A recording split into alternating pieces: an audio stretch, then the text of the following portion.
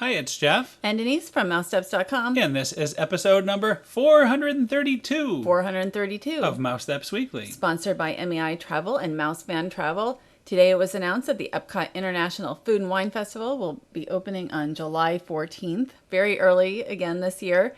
And also we have the Disney Wish sailing this summer. And Disneyland Paris is now celebrating 30th anniversary. We were just there. So check out MEI and Mouseband Travel. They can help you get wherever you need to be, and you can fill out a no obligation quote. And speaking of festivals, we're finally going to be able to talk about the Epcot International Flower and Garden Festival. It's hard to believe it started about a month ago. So it started the day that we left for Paris, which was on March 2nd. And isn't that hard to believe? It's How long is it? So we have now been multiple times. So we're looking at Goofy with the 50th anniversary cake. This is at the front of the park. And you can see the 50th anniversary, the gold monorail coming through. And then there's some butterflies and such. It's not as fancy a display as we've seen at the front of the park in recent, in other years. But I kind of think they made up for that in the breezeway area. Absolutely. I mean, I love the Topiary. I love this festival. This is probably my favorite festival of the year, and I say that about many of the festivals. This is my favorite time of year, totally, at Walt Disney World. Before we get more into Topiaries and the festival, we're going to take a look. This walkway now has opened, and you're able to much easier get into the World Showcase area. Well, yeah, I mean, to me, it's just sort of like going into the heart of Epcot. And you don't have to kind of go around where Guardians of the Galaxy Cosmic Rewind is anymore. And we're going up toward the Connections Eatery and Cafe, or is it Cafe and Eatery? Connections Cafe, which will be, which is replacing Electric Umbrella. They already have, as of yesterday, put out the menu for that. And we found out that Starbucks will also be in the Connections Cafe. I can kind of see where the Starbucks sign now is, where that circle is straight ahead. Yeah, I mean, I guess the Connections Cafe part is the Starbucks, and Connections Eatery is the dining area. They're connected. That makes sense. They're connected, yes. So, but anyway, they have not announced a date for it, but I think it's going to be really soon. They say spring, and I think it's spring, right? It is 100% spring. But I mean, once you've got the planners there, they can just roll them away. So I just assume any time at this point. And I'm just kind of showing this because this is really a very classic Epcot feel, an Epcot Center feel for me. I mean, I think you can remember back in the old days. So I think they did a great job with making it look classic, but also updated. I think it looks terrific over here. And I am looking forward to it. They really needed to have an eatery. Ever since Electric Umbrella, this is something that's really been needed, especially now that there's so many guests in Epcot. I can't wait for it to open. And I've seen some pictures online. It does look like it'll be multi-level, like the old Electric Umbrella where you had 2 levels of dining. So I've seen the concept art, but I haven't even thought about it one way or the other. So we'll see it really soon. And so we're on to the topiaries. There's almost 100 individual topiaries this year. And this is a benefit of being at the park for rope drop. You could see they're actually touching up some of the topiaries here. I find this very, very interesting. And it looks like she's kind of stitching up the leg here of Rafiki and making everything just look perfect. And this is something we never really saw until last year, touching up the topiaries on stage. But I really enjoy watching them. It's sort of like artists at work. So you're kind of seeing the artistry that goes into the topiaries. And here we are looking at the flower garden, the flower planters. The floating, the floating flower planters. I'm not really a fan of the only green ones. Like, I like the colorful ones. Like here, you can see just the green you can see ones. they're just the green. I see, and also you can see they're watering the flower quilt, and a little work is being done here on the 3 caballeros. So I was going to say also, it looked like they had replanted, and they're probably going to do that 3 different plantings at least. for the. Well, I think That's what Eric Darden had told us a couple of years ago. For the longer festival, there'd be 3 plantings. So we'll see if there's a 4th also for those flower quilts.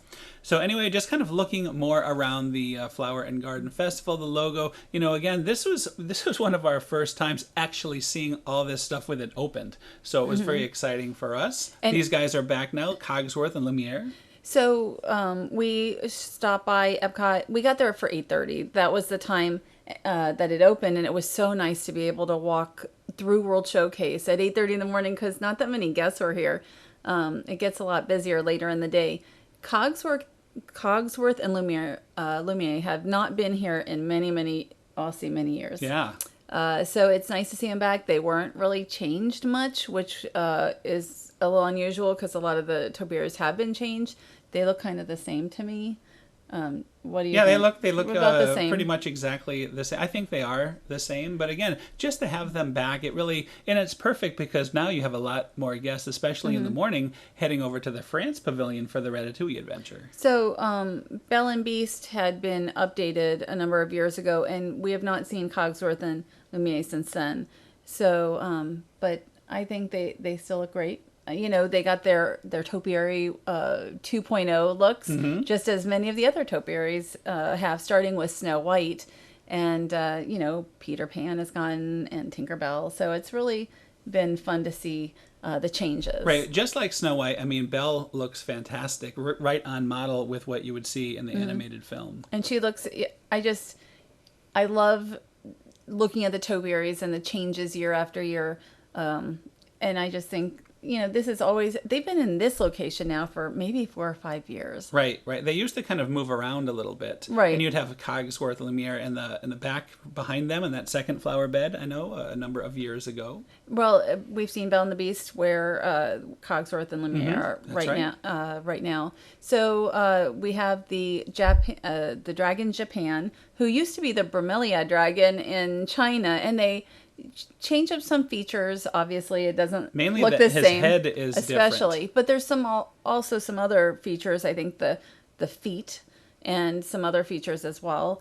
I mean, it's not like you look at it and say, "Oh, that's the Bromelia dragon." You have to kind of look because it's the body shape, but there's some, they changed it, quite a bit. So now we're getting to my favorite set of topiaries this year. It's Snow White and the Seven Dwarfs. We've seen Snow White like this for a number of years, and Dopey, but now all the rest, the other 6 dwarves, all have really been updated to fit in perfectly. Well, Snow White received her look. She was the very first topiary to get a more updated look, and that was in 2014 now. So that's so long ago. I know. But Dopey was 5 years later, so Snow White and Dopey, are together here. But then the other dwarves now have kind of that new look as well. And they have not been out, though, in a number of years as well. I mean, once Dopey had his new look... You had to. Yes. Right? You couldn't have the old dwarfs. Right. It wouldn't look right. You couldn't have brought out the old dwarf topiaries. So they look great. They look... It was really fun to see these new topiaries. Yeah, and they brought back the lanterns, which they did. The old dwarf topiaries did have the lanterns, some of them, but and some of the the axes and things, but especially the faces and the hands, they just look very on model. Excellent job. Well, I think that they all used to carry the lanterns. Right. Yes. I don't remember the axes, and I have, of course, the older pictures. I've been photographing this for like 15 years straight or 16 years or something. So I have pictures throughout all these years. But I just like the last one, I think, is super cute. Very cute. And it's interesting. There is a new character, it seems, involved in this. We have a cute little caterpillar that Sneezy is looking at on his nose there. And I think I just saw like a little real critter too. But a lizard. There's a lizard watching this whole thing going on. So I thought this was a cute addition. And we'll have a lot more coming up in future shows about the Flower and Garden Festival. But this will be the last set of topiaries that we look at for this week, because we saw so many before the festival started, so it was hard for me to find new ones. Really, I guess we did cover it pretty well. We did earlier, like 6 weeks ago.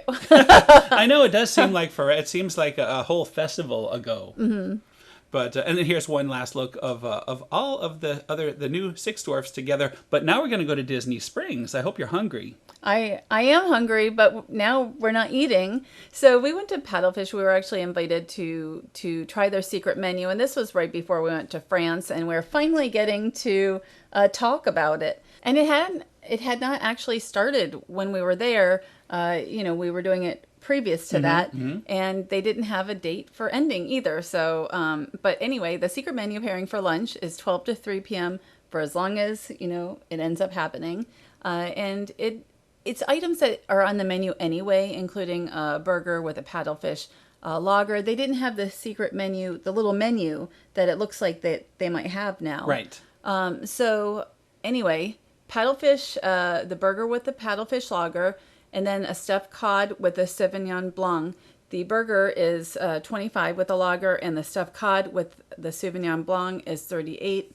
And then there's also a kid's cheeseburger with a strawberry lemonade basil for 12. And there's your fire road there. I know you quite enjoyed that. It was actually very nice. And I also liked the paddlefish lager. I loved it. Look at that. That I can go for that right now. Very refreshing it was on a hot day. And the burger was excellent. But the thing is, with the burger, it's supposed to come with the lager, but we swapped drinks. Yes. I'm a wine drinker. I don't drink beer, where Jeff's more the beer drinker. It worked, though. It actually worked very well that way. And so the burger was very large, and it comes with cheese, which I don't eat cheese, but we wanted to show what it looks like.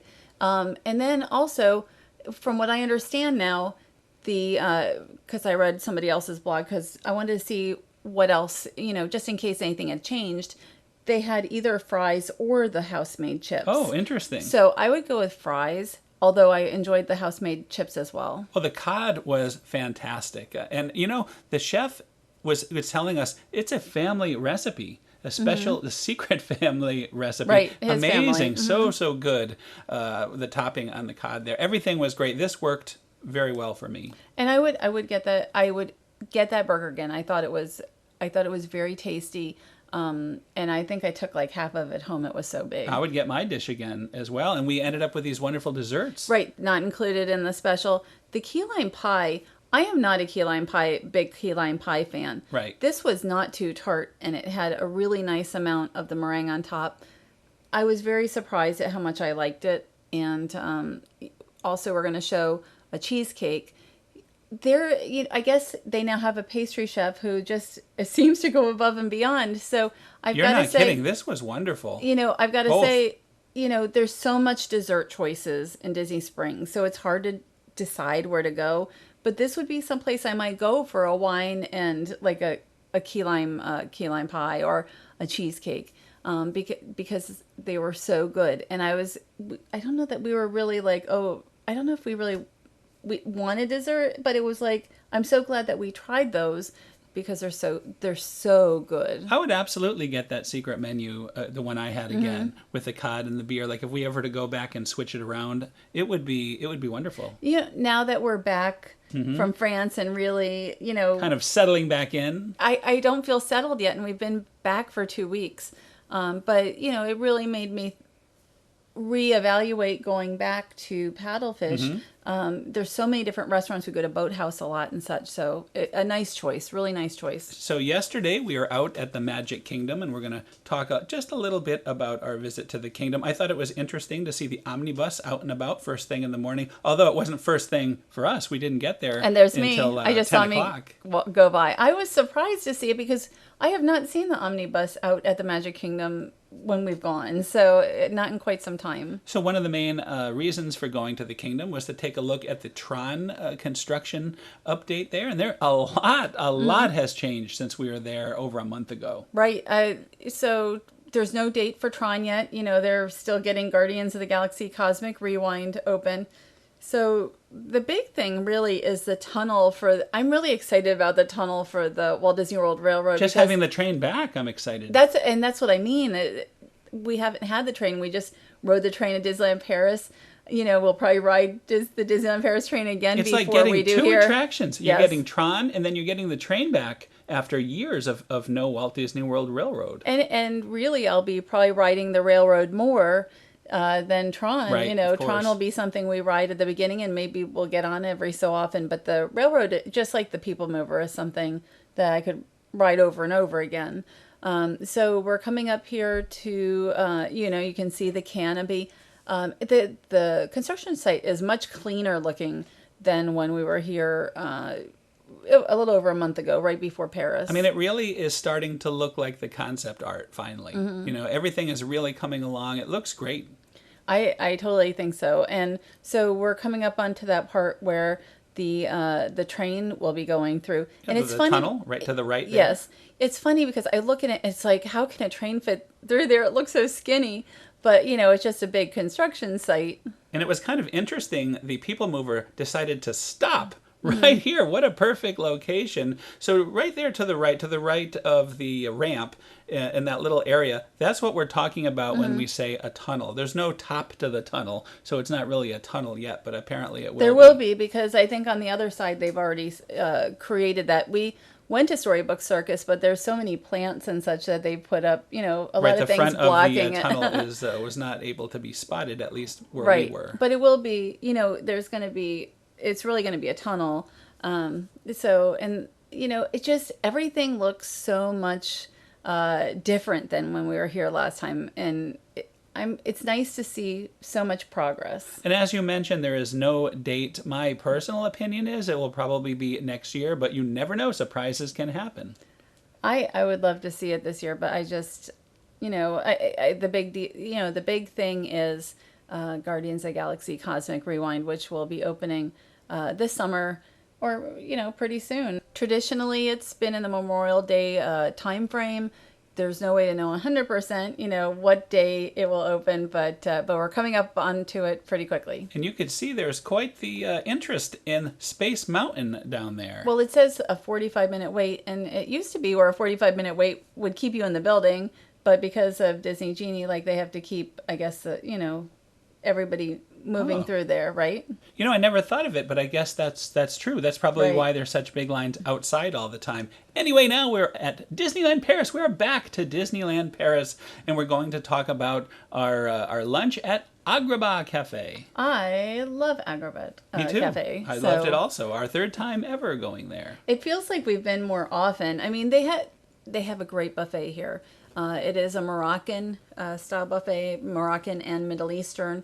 It costs 38 euros for adults, 22 euros for children. I think we got 15% off with our Infinity Pass, which just went up to 499 euros, which I think is a bargain, for a Disney annual pass that includes the 2 parks and so many benefits. So now we're taking a quick look inside the Agrabah restaurant. This used to be a walkway before it was turned into a restaurant, another part of the tunnel system where you could get across the park. I don't even remember that. That was, it was probably before our time. That was probably before my time too, yes.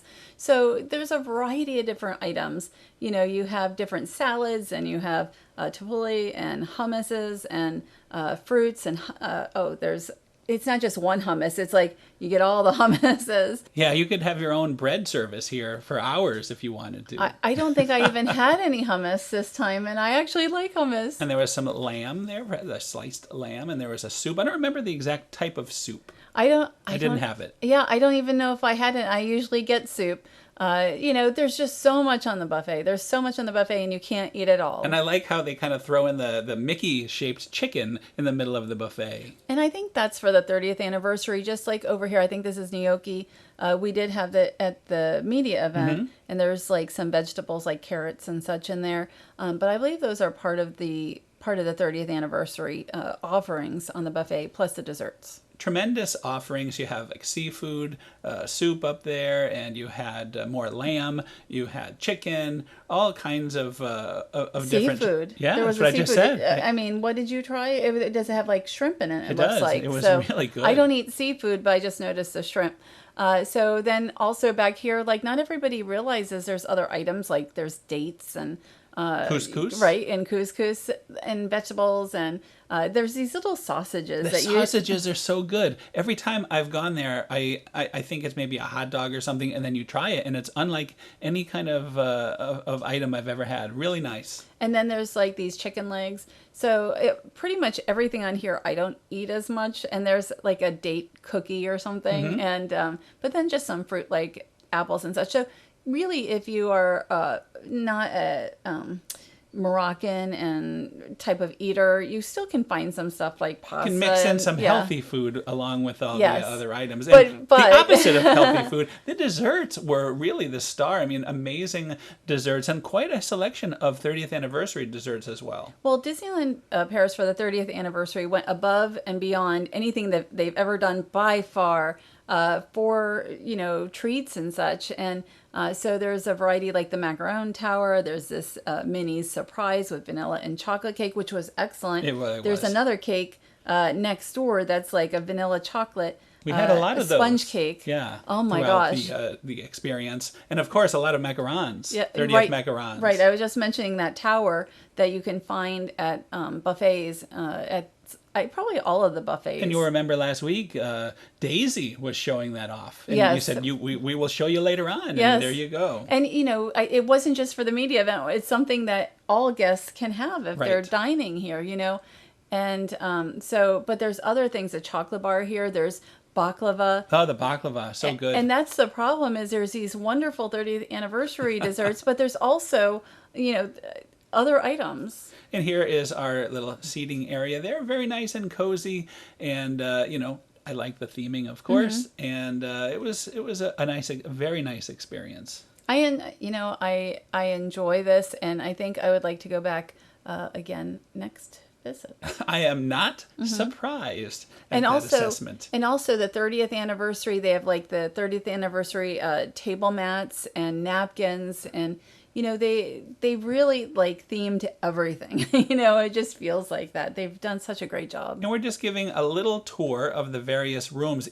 Depending on where you are seated, it's a different experience. It's a little bit dark in this room, but I think I would have enjoyed it as well. Not as good for doing the video, but it would have been nice. In this you have natural sunlight, but it won't rain on you because there is a skylight above. And I also wanted to mention the restaurant opened in 1999, so it's been there for a while. This used to be the Adventureland Bazaar. This whole area you're looking at, there was shops and things. And when they turned it into the Agrabah Cafe or buffet, they combine it into one big building. We're going to take a walk through, and you're going to see. And it is called Agrabah Cafe. It's not buffet, it's the cafe. But it has a buffet. Gotcha. So we're going to go around the corner, and we're going to see another room that you and I dined at. This was not our favorite room. I think where we were just now on this most recent trip is where we enjoyed the most. Do you remember when we had lunch over here? Do. I think that was our first time. And then the second time we were at the very entrance, like right where the door, and that was cold because when the door would open, we would get cold air on us. I don't know if you remember that as well. Our location this time was my favorite. And here's a look at our very healthy. I like that you had a plate of fruit and salad to kind of go along with some of our other items. There you go, some pasta, some very Mediterranean pasta with your meal. Oh, and the drinks. You each get, so it's only one drink. It's not like an American buffet. You have your choice of one drink. And I know they have a very special mint tea, and neither of us tried this mint tea, and we probably should have. That might cost extra, though. Oh, was that an extra? I actually don't know, because I just heard about it. Like, I've never really looked at the drink menu. Something to think about, though. So, it's something to think about. This is also very good for vegetarians. And here is our, Jeff made a very nice looking dessert I wanted to plate show here. the setup, because again, you mentioned the napkins, the branded, all the 30th desserts. And right in the middle of all this, there's a piece of baklava. I couldn't resist. It was so good. But I think they really came through with giving you a lot of 30th anniversary bonus items here at the end. Surprisingly for Disneyland Paris, more, it's like they went, from a 1 to an 11 very quickly overnight. As far as all the branding and the desserts and the merchandise and so much else. This also reminds me of Morocco at here at Epcot. I see you taking a picture over there. So anyway, I would highly recommend it. We're going to go back. We look forward to going back. We had a very nice experience. Why don't we go more often? Yeah, we need to. I have no idea why we don't. And that is another show. We want to thank our sponsor, MEI Travel and Mouse Fan Travel. They have been in business for a long time. So check them out. They can help you once you get booked. They can help you with dining reservations and really any questions that you have about the parks. And I think right now, especially at Walt Disney World, there's so much to know that you didn't have to used to know. And they really keep up on everything.